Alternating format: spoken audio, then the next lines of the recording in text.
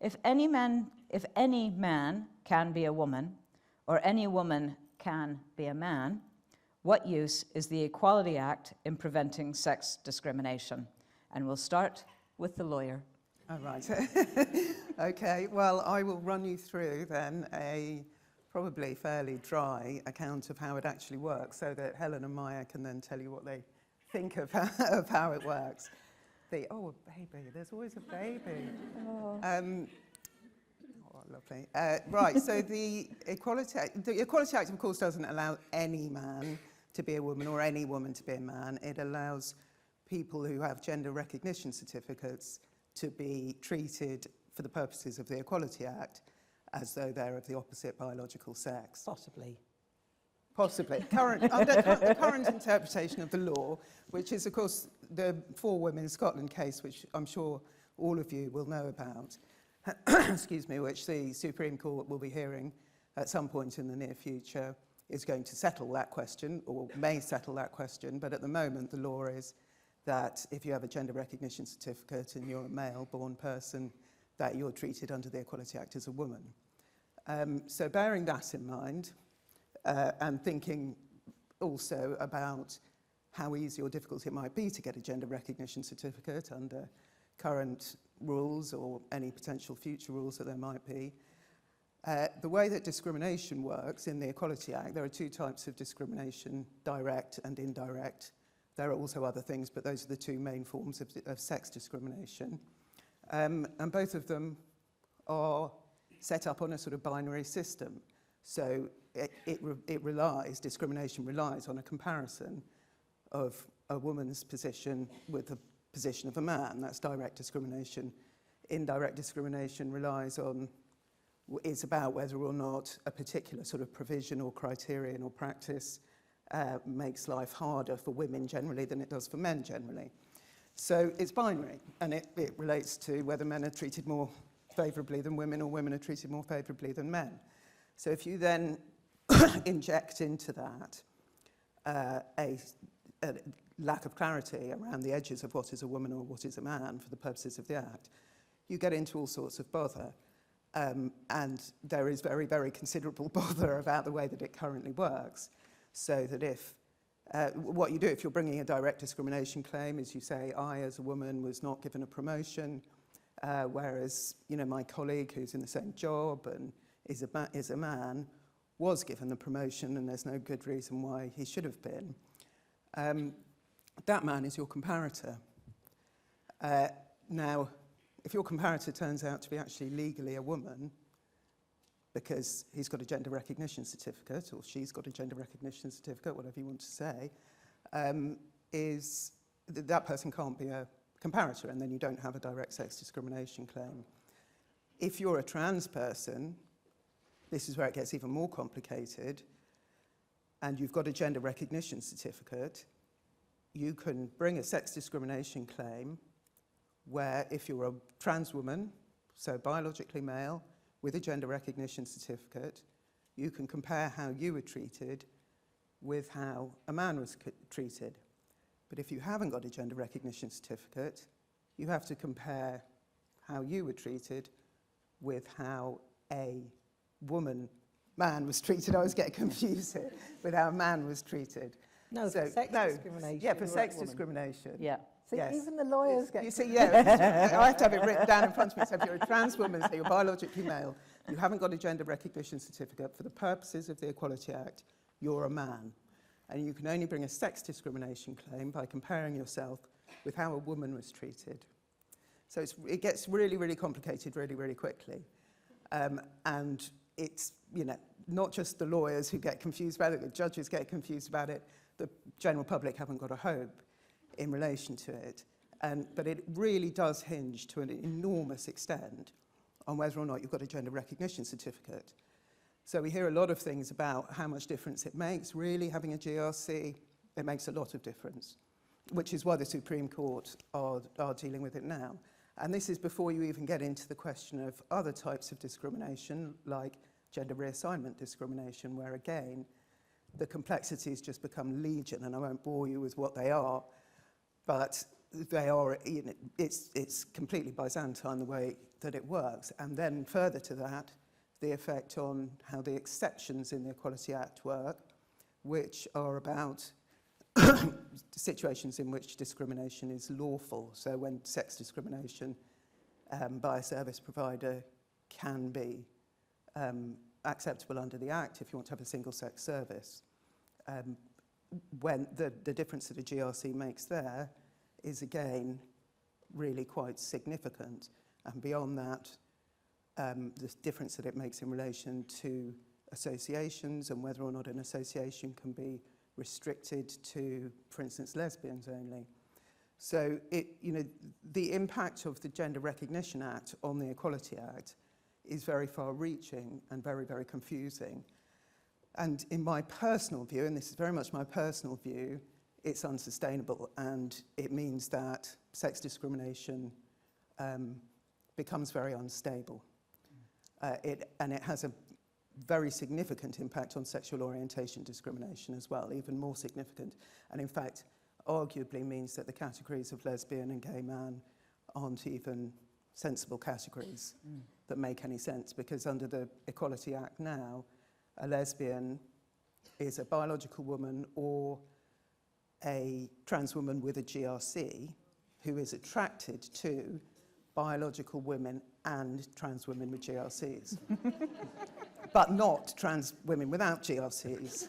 and not trans men. And trans men without GRCs, but not trans men with GRCs. So it's nonsense, and it just, it means that potentially there isn't a sensible category for anybody except really bisexual people under the sexual orientation discrimination provisions, which is really problematic. And unfortunately, the courts, the last time they dealt with it, didn't grasp that point at all. But yeah, so it goes further than sex discrimination. It means that every part of discrimination law where sex is relevant is affected by this and makes it very, very difficult. And to my mind, even though the Supreme Court are going to be dealing with it this year, it really is a matter for government. Yeah. Thank you. Maya.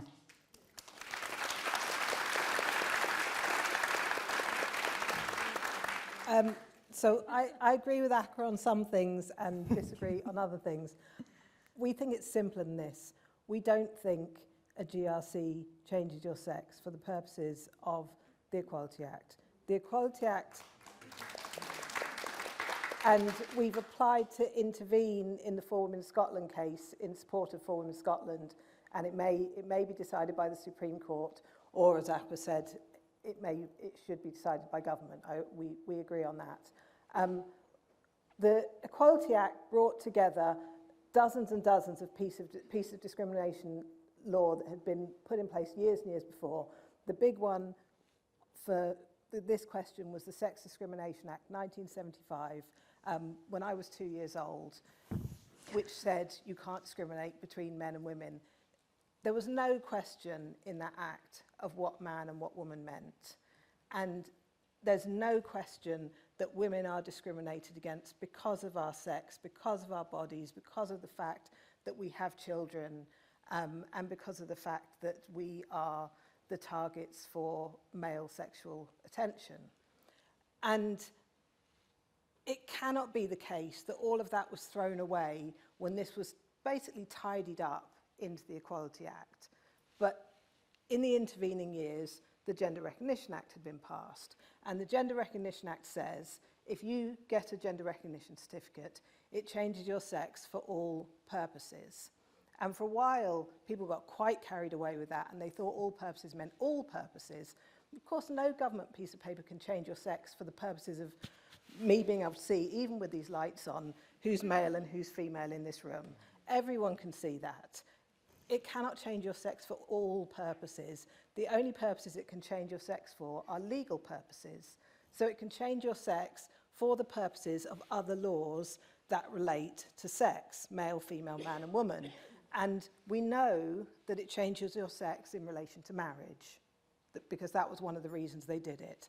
We know that it changes your sex in relation to pensions, because that was one of the things in the court case that made them bring it. We know that it doesn't change your sex in relation to succession, peerages, sex crime, and parenthood, all places where sex matters. And then all of the rest of the laws, by default, you think, well, it applies to them. But they kind of tidied them all up. And if you look at the purposes of those laws, I think you have to say, well, what was the purpose of this law? Does it really make sense to say it changes your sex for the purposes of this law? So if you look at the Human Fertilisation and Embryology Act, which is very, very detailed about sperm and eggs and where they come from, where they go to, and the woman and the man, it doesn't say anywhere in it that the Gender Recognition Act doesn't apply to that. But if you read that, as Akua just did with the definition of lesbian or of sexual orientation, it does not make sense to apply the piece of paper to what's going on in the Human Embryology and Fertilisation Act. And so I think any court would look at that and say, of course it doesn't apply. Be sensible. If you look at what the Equality Act is really about, it's not directly about sperm and eggs, but it's about men and women interacting in the workplace in relation to services, being discriminated against because of our sex. So I think it's much simpler, and it should be much simpler, just to say we have the protected characteristic of sex.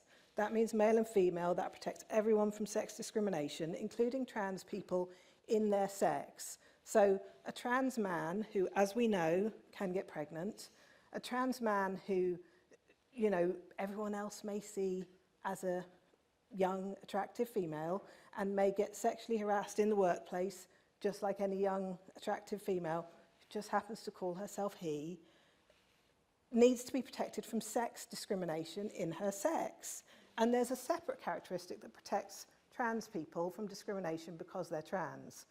So that's how we think the law should be interpreted. That's how we hope the Supreme Court will interpret it. But it really is a question for government. I mean, it can't, it's been interpreted twice in Scottish courts the other way round. And it really does need to be clarified. And we think it does need to be clarified by government, because the For Women Scotland case is about the question, ultimately it's about the question of how do you count women on public boards in Scotland for the purposes of this equality thing. It's very hard to then get the judge who's looking at that to think about, well, what does this mean for showers, toilets, dormitories, women's refuges, funding for women's refuges, all of the applications of the Equality Act, because those judges are only supposed to be looking at what does it mean for women on public boards in Scotland. Whereas if it goes back to Parliament, then they have to think about these things and think about what is it we're really trying to do. Are we trying to give these men a piece of paper that says that you can go into a women's toilet, a women's shower, that if a woman calls for a female doctor, that you can present yourself as a female doctor? If a woman is being searched in prison or by the police, that a police officer with a piece of paper can search her? Is that what we're trying to do, or was that a mistake? And either way, it needs to be tidied up. It needs to be clarified. It needs to be clear so that everyone can understand it. And they need to be able to understand it on the sides of a postcard. You can't bring Akua with you to make these arguments when you go to the toilet. I'll probably forget who you're comparing to. And these things have to be implemented by, the 18-year-old gym assistant on reception. They have to be implemented by teachers in primary schools and people running pubs in the middle of nowhere who have never read the Equality Act and just want to do their job and keep people safe. And so it needs to be really simple and clear. And we think it does have to go back to government in the end.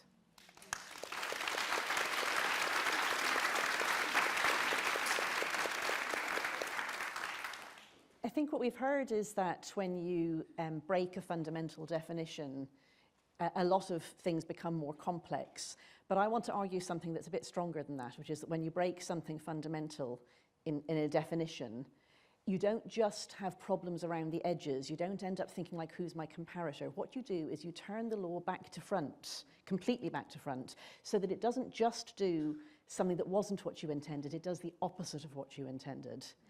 And I didn't understand that when I started out on this, but I see it all the time now. And just today I was reading a thread that I think Joan Smith was writing about, and she was talking about the possibility that there might be a law that would ban misogyny, like treat misogyny as a hate crime. But the thing is that anywhere that's considering doing this also says that trans women are women, and says that transphobia is also a hate crime. Well, what's transphobia? So transphobia is saying that a man who says he's a woman is a man. And that might be in a context where you have to protect women's rights. So it might be in sports. It might be that a woman who is trying to compete in a fair competition is saying this is not fair because this person is a man. And she can try and use whatever language she can try and say it as nicely as possible. She can not do what massive bigot Helen Joyce has just done and call him a man. She can say trans woman, this trans woman, she shouldn't, she has a biological advantage. That's transphobia.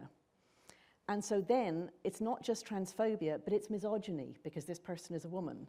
And so what the misogyny hate crime will become is really, I think exclusively, but at least mainly, a tool to use against women who are trying to protect women's rights against men.